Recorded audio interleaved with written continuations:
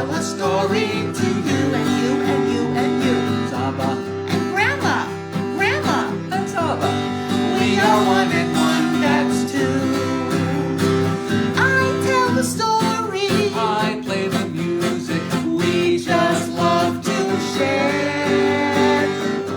And Zabba, Zabba and Gramma, we're so glad you're here. Whoa, so good to have you here. We took a break from cooking for Thanksgiving to tell a story and sing a song. and it's really good to see you, Grandma. It's great to see you too. Yeah. And all of you. Today's story is called Three Friends and Stone Soup. Ooh, is that what we're having for dinner? Three friends? No. No friends no this friends year. here. No. All right. Yes, here we go. Are you ready? Yeah. 1, 2, 3. Magic setting up the camera. Come, help us. We'll see you later.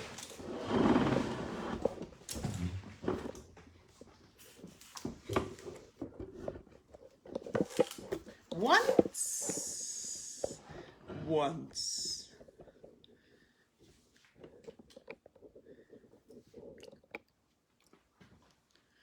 Once upon a time, 3 friends got together to have a good time. They loved to hike and they went on adventures and journeys together. They loved to spend time on the road and they would laugh about adventures they had and places they'd been. They told jokes to each other and sometimes they played tricks on each other. They were pretty tricky. One time, Benny, hi, I'm Benny. I pretended that my leg was broken because I was so tired and I needed a knapsack with all kinds of good food, snacks and nutritious foods and drinks, and they would eat and picnic along the way. Well, one day, they would love to pick up different things that they found in the woods, especially stones. Benny loved to collect stones. One time, Bella, hi, I'm Bella, and I really like Benny. I like Baruch too, but I really like Benny. So she found a special stone, silver and smooth and shaped like a heart, and she gave it to him. And he added it to the collection, and he put it in his pocket. And Benny said, Bella, you rock.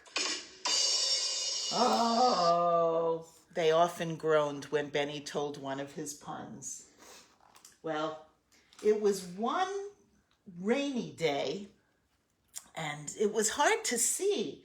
And Baruch said that he knew how to get there to the main road, but Baruch didn't know what he was talking about. So they got lost. And then they reached into their knapsacks and they realized that they had very little food left. Bella said, hey, I think that the only thing I have left is a piece of bread. I won't have any food left after that. Uh-oh. And then Baruch said, I just looked in the bottom of my knapsack and all I have is a little and small and bruised apple. And that's all I have. That's it. And all I have is a crushed granola bar. Ugh. But they decided that they would do the best they could and have all these things as their meal for the day. So they shared their small meal and they wondered where their next food would be coming from. But after they ate, they felt a little stronger and they began walking towards the west. Walking. They walked until they couldn't walk another step.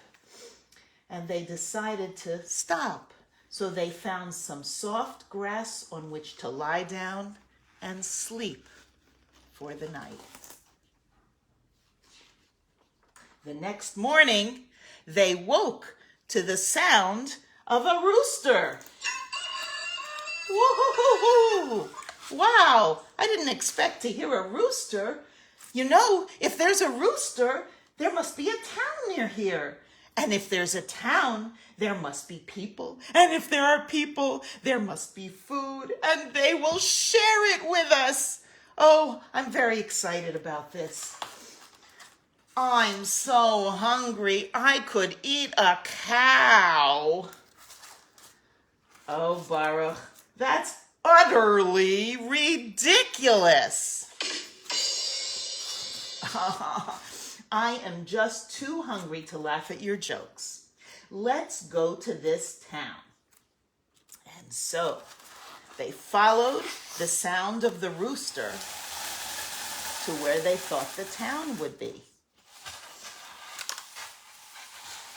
And soon they saw some red roofs coming up in the distance.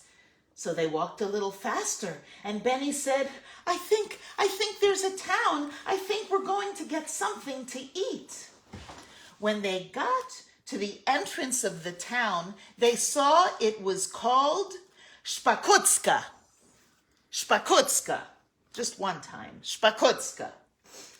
And they yelled, hey, is anybody here? Anybody here in Shpakutska? In the meantime, the townspeople had spotted the strangers coming. Uh-oh, they said. What will they want of us?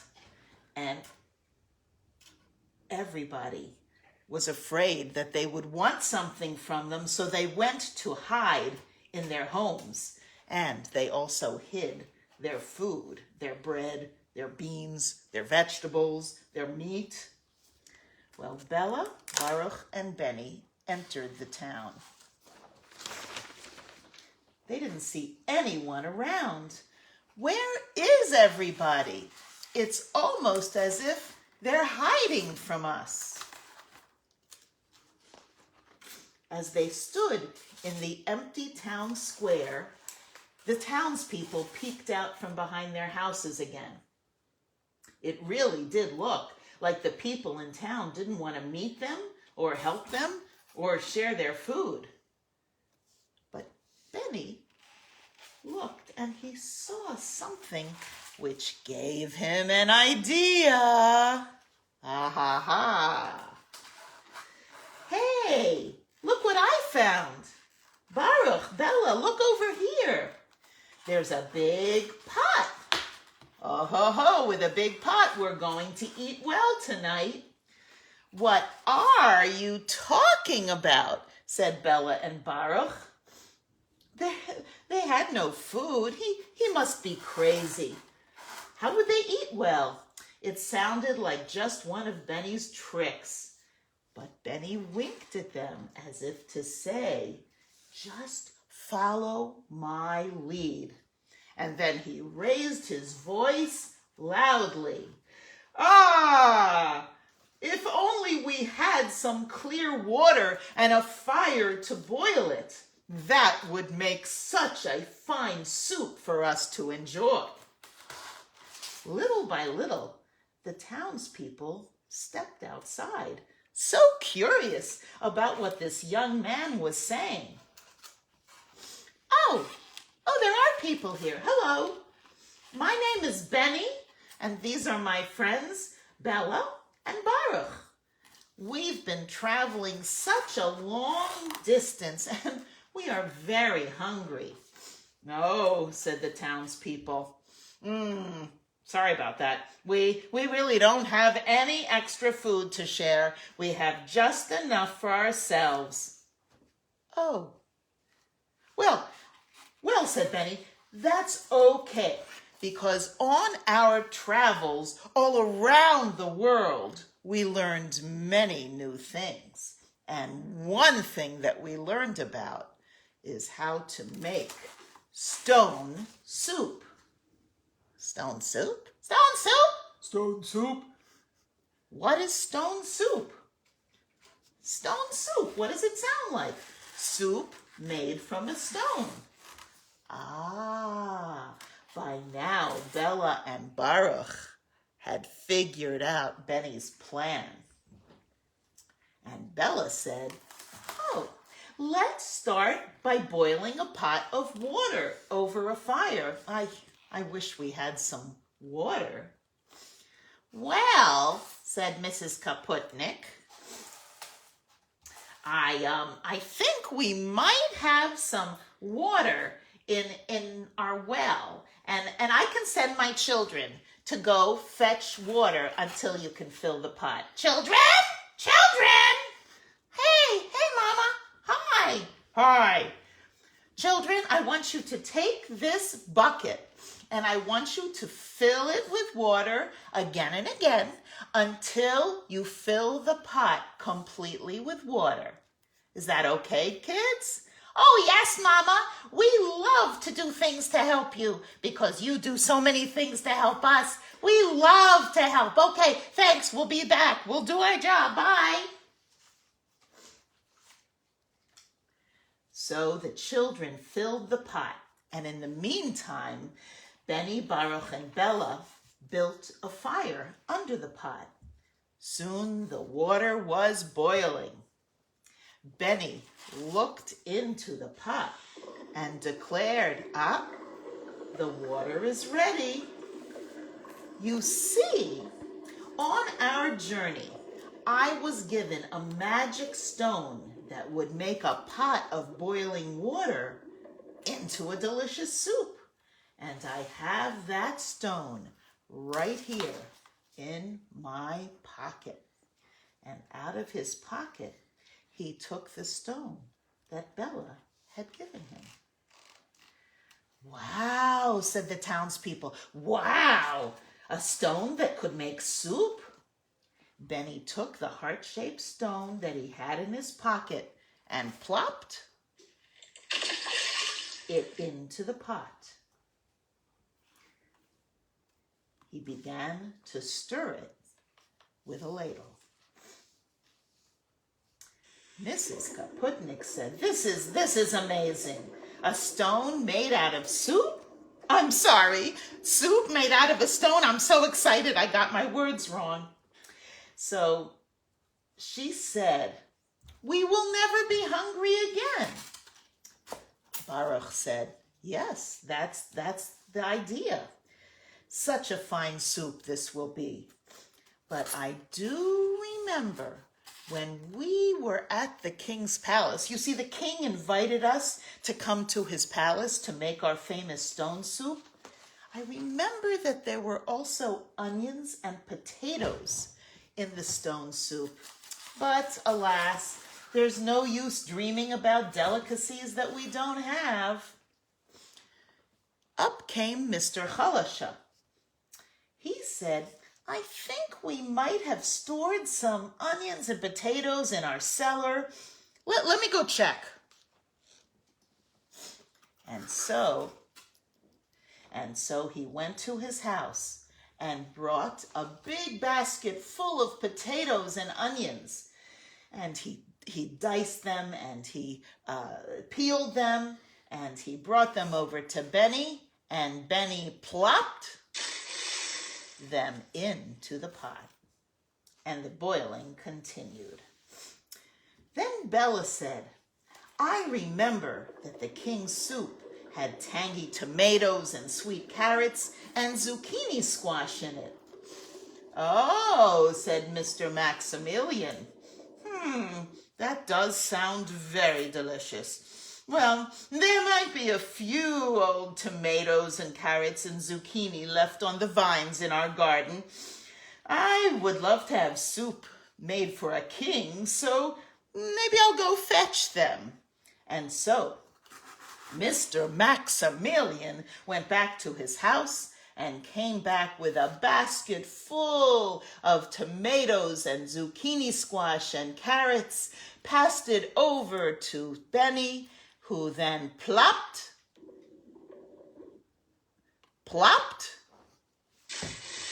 it into the pot. Just then, the mayor of Spakutska came into the town square. The mayor had been listening to what was going on. He came to Benny. You know, a mayor is like a king. Oh, I'm very close to the fire. It's very warm here. Okay, that's fine. No, move me, not the pot. You can't move a pot that's boiling. Okay, anyhow, so I am just like a king, you know, and a king would definitely have salt and pepper in his soup. So I'm going to just run on home and get some salt and pepper to put into the stone soup. And so he did. He went home and he brought some salt and pepper. He handed it to Benny, and Benny shook it into the pot quite liberally, and it was then boiling again. And so then Mrs. Kaputnik said again, you know what? I think that there must be chicken in the Kingstone soup. But there's no use asking for something you don't have. Mrs. Kaputnik said, well, I'm thinking that maybe I have some chicken in my house, maybe a few bones or something. So she went home and in a few minutes came back with a gigantic pan full of chicken and dried beans. Oh, so much it's heavy. Take it from me, please. It's so heavy. So she handed it to Benny, who then plopped it into the pot. And everybody gathered closer to see and to smell the delicious soup. And it was boiling and boiling and boiling.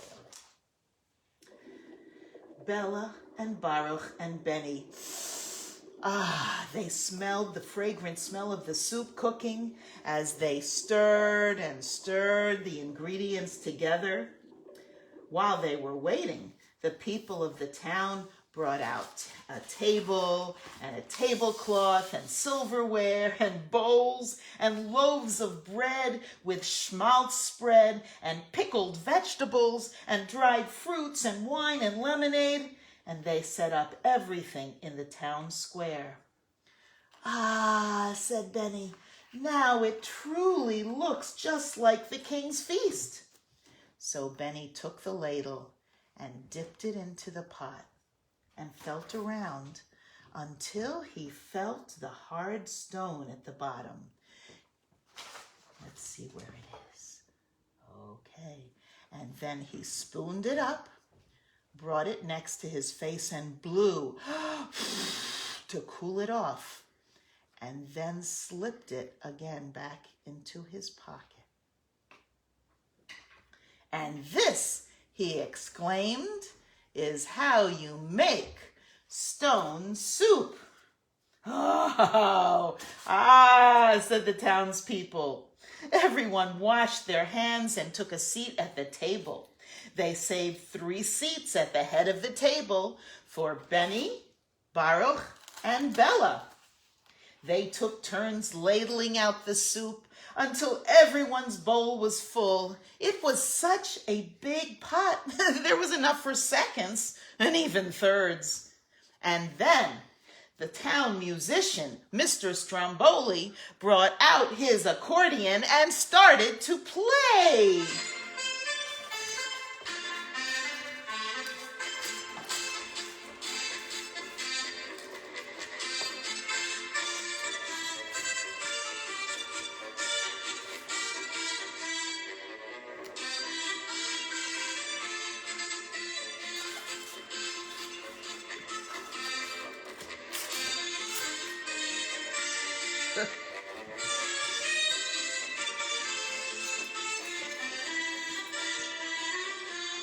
Woohoo! This is so much fun. Oh my goodness. They all agreed they had never had such fun before and had never, ever tasted such a fine, delicious, and magical soup. All the townspeople came over to the three friends and shook their hands and thanked them again and again. And to think, such a fine soup, it was made out of a stone. When the meal was done and the table was cleaned off, the friends gathered their things to get ready to go. The people convinced them that they should stay overnight and have breakfast with them so that they could start the next day refreshed, ready to go home. They even said they would send someone with them so they would get on the right path home. Then the mayor said to Benny, Baruch, and Bella, "Oh, now that we know how to make stone soup, we will never be hungry again." Benny looked at him and smiled. "It was our pleasure. How can we ever thank you?" said the mayor. "This is such an important thing we learned." "Oh, well, here is how you can thank us. Next time neighbors come to your town, welcome them and share your stone soup with them. That's all the thanks we need." And then Benny reached into his pocket and took out the silver, smooth, heart-shaped stone and gave it to the mayor. Now that you have this stone, you will always be able to make stone soup, and your town will forever be known as the place where hungry people can come and eat. The end. Wow. Grandma, that was a great story. I like that story. It also makes me a little hungry for eating later. We can take care of that. But first, speaking of sharing. Oh, you usually share a song, an original song that you write. Yeah. With About a the little story. tune help from Crosby, Stills, and Nash. But yeah, Well, that was good. We can invite them for stone soup. just virtual. Virtual stone soup. Yes. Yep. All right. Ready to sing with me? I would love to sing with you, Zab.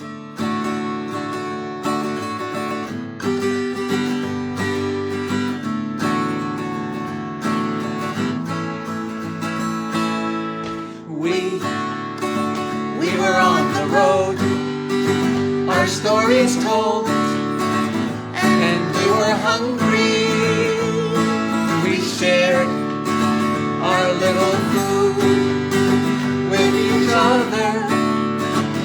That's how it should be. Teach everybody, please, to share your things with one another.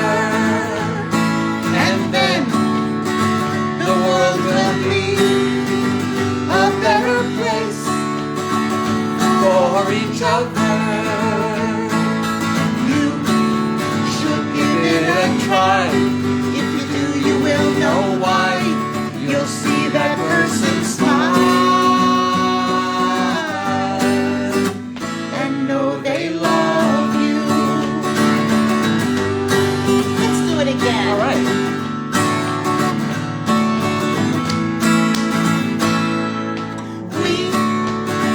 We were on the road, our stories told, and we were hungry.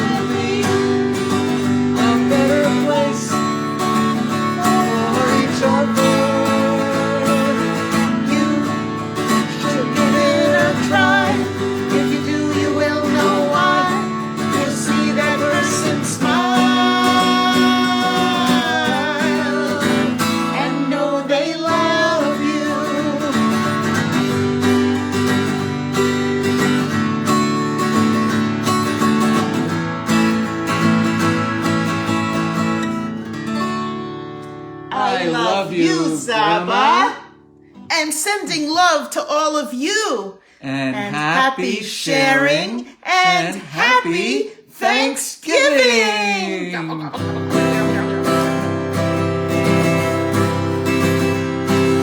Grandma. I'm Zabba. I'm Zabba.